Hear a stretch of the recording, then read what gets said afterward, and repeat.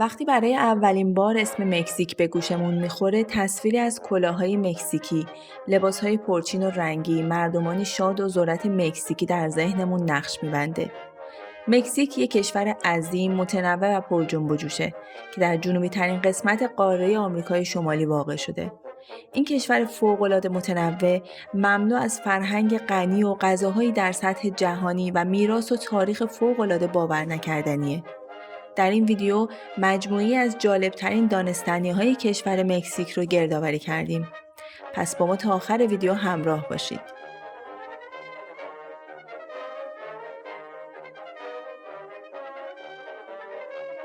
مکزیک از شمال با ایالات متحده آمریکا و از جنوب شرق با گواتمالا و بلیز و دریای کارائیب مرز مشترک داره.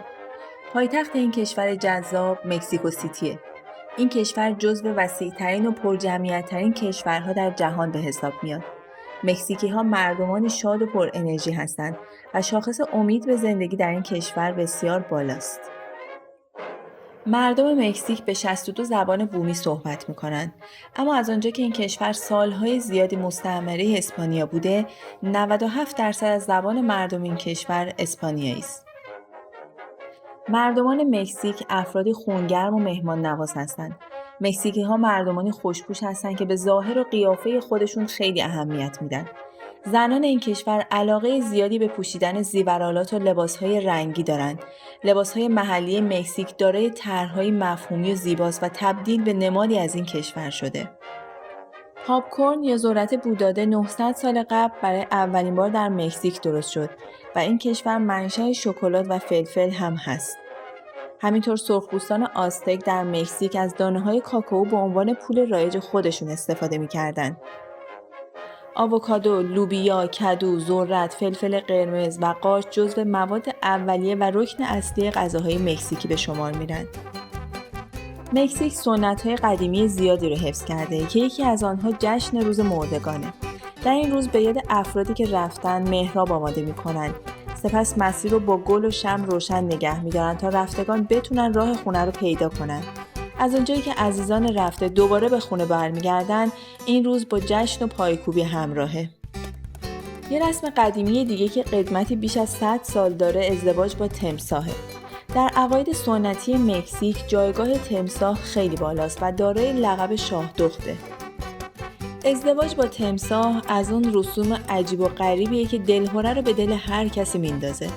این رسم عجیب و غریب و ترسناک از رسوم قدیمی مکزیکه. در واقع ازدواج با تمساح نوعی مراسم سنتی سمبولیکه و هدف از اون فراوانی محصولات کشاورزی، محصولات دریایی و سلامت مردمه. در این مراسم داماد باید عروس یا همون تمساح رو در آغوش گرفته و زیر تور ماهیگیری برقصن. پیش از مراسم برای تضمین امنیت جان داماد و شرکت کنندگان دهان عروس بسته میشه و پس از مراسم هم دهان تمساح دوباره باز میشه. مکزیک دارای سواحل زیادی با آبهای کریستالیه و با بیش از 200,000 گونه مختلف جانوران و گیاهان 11% کل تنوع زیستی جهان تو خودش جای داده و از این رو 4مین کشور بیولوژیکی روی زمینه. بزرگترین هرم جهان برخلاف تصور مردم اهرام مصر نیستند، بلکه هرم بزرگ چولولا در مکزیکه که بزرگترین اثر تاریخی ساخته شده در جهان به حساب میاد. هرم بزرگ چولولا با ارتفاع 177 فوت در مساحتی بالغ بر 45 هکتار اون رو تبدیل به بزرگترین سازه دست بشر کرده. این سازه عظیم در شهر کوچکی قرار گرفته که تنها 80 مایل با مکزیکو سیتی فاصله داره. مکزیک روی حلقه آتش قرار گرفته. کوچکترین قله آتشفشانی جهان تنها با 13 متر ارتفاع در کشور مکزیک قرار داره. این منطقه از کره زمین یکی از زلزله‌خیزترین و آتشفشانی‌ترین مناطق جهانه. حلقه آتش شامل بیش از 450 کوه آتشفشانیه که 75% آنها فعال هستند. کوه آتشفشانی پوپوکاتپتل یکی از خطرناکترین کوههای آتشفشانی در مکزیکه که در 70 کیلومتری شمال مکزیکو سیتی پایتخت مکزیک قرار گرفته. همینطور مکزیک زادگاه خرگوش آتشفشانیه. این خرگوش‌های کمیاب در نزدیکی کوههای آتشفشانی زندگی می‌کنند و دومین خرگوش‌های کوچک دنیا هستند. مرز بین مکزیک و آمریکا دومین مرز طولانی در جهانه که اولین مرز آمریکا با کاناداست. جگوار بزرگترین حیوان وحشی آمریکای شمالیه و این حیوان رو میتوان فقط در مکزیک پیدا کرد. نماد ملی مکزیک عقاب طلاییه. تمدن اولمک قدیمی‌ترین تمدن در آمریکای میانه و نخستین تمدن در مکزیک به شمار میره که در حدود 1500 سال قبل میلاد مسیح در این زمین سکونت داشتند. برخلاف تصور غالب و اونطور که فیلم‌ها نمایش میدن، میزان سواد در مکزیک بیش از 95%.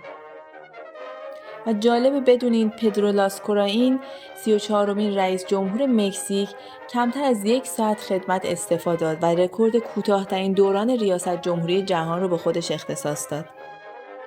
در این کشور هر کس که سرود ملی رو نادرست در ملأ عام بخونه جریمه خواهد شد و همچنین افرادی که پرچم یا نشان ملی رو نادرست نمایش بدن هم جریمه میشن. جالب است بدونید رودخانه‌ای به طول 95 مایل زیر زمین در زیر مکزیک جریان داره. این رودخانه از طریق غارهای آهکی و شکاف‌هایی که در زیر شبه جزیره یوکاتان قرار دارن جریان داره. و همینطور فوتبال در مکزیک بسیار محبوبه. این کشور تاکنون 2 بار در سالهای 1970 و 1986 میزبان جام جهانی بوده. سالاد سزار برای اولین بار در این کشور توسط سزار کاردینی، یک شف رستوراندار ایتالیایی آمریکایی ابداع شد. مکزیک با آبجوهای کرونا و سول که در سراسر دنیا مورد استفاده قرار می‌گیرند، یکی از بزرگترین صادرکننده‌های آبجو در جهانه. کشور مکزیک 6مین کشور پربازدید در جهان به حساب میاد. جهانگردی یکی از بزرگترین محرک‌های اقتصاد در مکزیکه. توی خیلی از کشورها روسپیگری مسئله‌ای که از طرف دولت ممنوعه. اما واقعیت اینجاست که روسپیگری به شکل‌های پنهانی در سراسر دنیا همچنان با کار خودش ادامه میده. مکزیک با آزادی کامل در فهرست آزادترین و بی‌بندوبارترین کشورهای جهان از نظر جنسیه. در مکزیک از نظر دولت صنعت جنسی قانونیه و یکی از دلایل گردشگری بودن مکزیک به دلیل صنعت جنسیه. دولت مکزیک 700,000 نسخه کتاب در مورد روابط جنسی در میان دانش آموزان مدارس توزیع کرده. اگرچه روسپیکری در مکزیک غیرقانونیه ولی در شهرهایی مثل تیخانا قانونی به حساب میاد. دولت روسپیگری رو برای افراد زیر 18 سال غیرقانونی اعلام کرده. توی این کشور قوانین عجیب و غریب زیادی در رابطه با این مسئله وجود داره. پلیس حق بازداشت و یا جریمه مردان و زنان و حتی افراد همجنس باز رو که به سکس در انظار عمومی داخل متروها و یا مکانهای دیگر که میتونه توسط مردم دیده بشه میپردازن رو نداره. به گفته مقامات پلیس باید به جنایات و جرایم جدی بیشتر توجه کنه، نه اینکه افرادی رو که شاید از روی مجبوریت و به خاطر نداشتن پول دست به چنین کارهایی میزنن بازداشت کنه. به گفته مقامات مکزیک وظیفه پلیس مداخله در کارهای شخصی افراد نیست. هرچند از نظر تاریخی مکزیک به جز جنگ جهانی دوم در کشمکش‌های بین‌المللی بی‌طرف مانده، اما یک کشور بالقوه برای داشتن سلاح هسته‌ای به حساب میاد. مکزیک توانایی ایجاد سلاح هسته‌ای رو داره، اما متحد شده که تنها از فناوری‌های هسته‌ای خود برای اهداف صلح‌آمیز استفاده کنه. یکی از ثروتمندترین و قدرتمندترین افراد جهان با 84 سال سن یعنی کارلوس اسلیم اهل مکزیکه که سرمایه خالص او بالغ بر 102 بیلیون دلاره. و یک دانستنی جالب دیگه برای شما که تا آخر ویدیو با ما همراه بودید اینه که 100% از افراد بومی مکزیک دندان عقل ندارن و اگر یک مکزیکی بومی دندان عقل داشته باشه بسیار نادر تلقی میشه. آنها این کد رو که برای دندانهای عقل استفاده میشه در ژن دی ان ای خودشون ندارن. ممنون که تا آخر این ویدیو با ما همراه بودید. دوست دارید دانستنی بعدی ما درباره کدوم کشور باشه؟ لطفاً در کامنت ها برامون بنویسید.